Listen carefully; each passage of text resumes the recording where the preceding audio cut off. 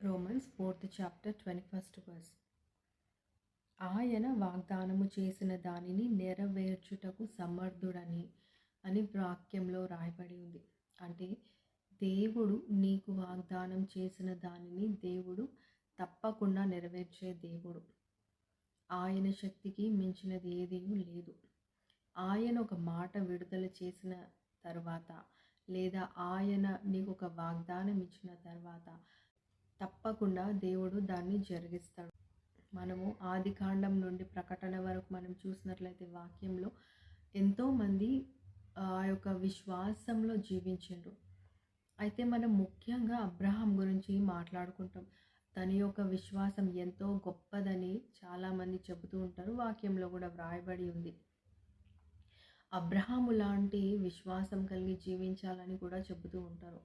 అయితే అబ్రహాము తన పరిస్థితిని మాత్రము ఎన్నడూ తన నేత్రములతో తన పరిస్థితిని చూసి జీవించలేడు. కానీ దేవుడు ఎంత గొప్ప దేవుడో అబ్రహాముకి తెలుసు. చూడండి, అబ్రహాము అతని యొక్క భార్య ఆ యొక్క ఓల్డ్ ఏజ్లో వారికి పిల్లలు పుట్టే అవకాశం లేదు. కానీ దేవుడు తనకిచ్చినటువంటి వాగ్దానాన్ని అబ్రహాము నమ్మిండు. కాబట్టి అబ్రహాముకి దేవుడు ఇస్సాకుని కుమారుడిగా ఆ యొక్క ఓల్డ్ ఏజ్లో కూడా దయచేసింది. ఇక్కడ మనము తెలుసుకోవాల్సింది ఏంటంటే, నీకు దేవుడు వాగ్దానం ఇచ్చిన తర్వాత అది నీకు ఆలస్యం అవుతుంది అని నీకు అనిపిస్తుండొచ్చు.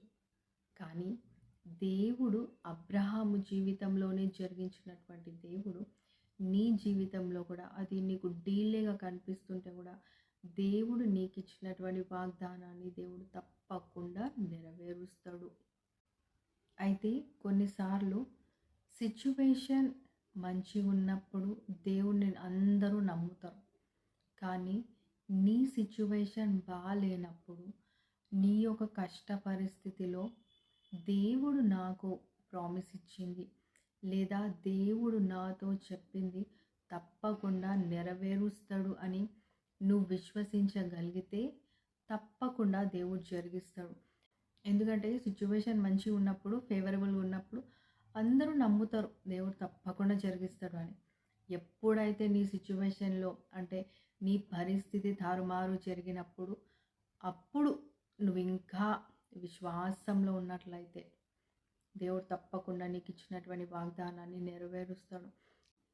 ఎందుకంటే దేవుడు కూడా నీకు ఇచ్చిన వాగ్దానాన్ని నెరవేర్చక మునుపు నీ జీవితంలో దేవుడు కూడా నిన్ను తప్పకుండా టెస్ట్ చేస్తాడు. ఎందుకంటే నువ్వు ఆయన మీద ఎంత ఆనుకొని జీవిస్తున్నావు, ఆయన నువ్వు ఎంత విశ్వసిస్తున్నావు అనేది కూడా దేవుడు తప్పకుండా చూస్తాడు. అయితే ఈరోజు నువ్వు కూడా నీ ప్రతి పరిస్థితిలో అబ్రహాములాగా ఇంకా విశ్వాసంలో నువ్వు జీవిస్తున్నట్లయితే దేవుడు అతి త్వరలో నువ్వు ఊహించినటువంటి సమయంలోనే నీ జీవితంలో దేవుడు గొప్ప కార్యాలు జరిగిస్తాడు. కాబట్టి ఇంకా కొద్ది సమయమే, కొద్దిగా నిరీక్షించు.